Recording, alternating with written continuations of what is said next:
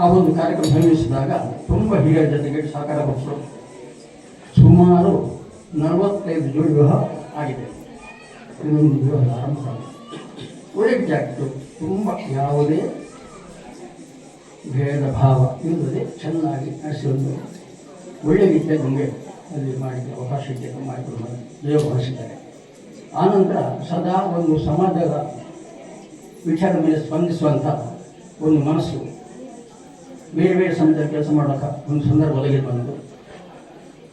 ಇಲ್ಲಿ ಬಂದ ಮೇಲೆ 2010ರಲ್ಲಿ ಈ ದೇವಸ್ಥಾನ ನಿರ್ಮಾಣದ ಮೇಲೆ ಒಂದು ವಿಚಾರ ಬಂತು. ಏನಂತ ಹೇಳಿದ್ರೆ, ನಮ್ಮ ಹತ್ರ ಜನ ಬರ್ತಾಯಿದ್ರು, ತುಂಬ ಬಡವರು ಬರ್ತಾಯಿದ್ರು.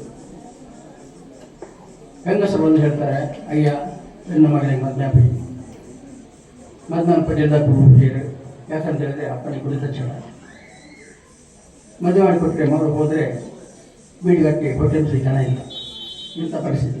ಆ ಸಂದರ್ಭದಲ್ಲಿ ನಾವು ಎಷ್ಟೋ ಜನರಿಗೆ ಸದ್ಗುಣದಲ್ಲಿ ಮದುವೆ ಮಾಡಿಕೊಂಡು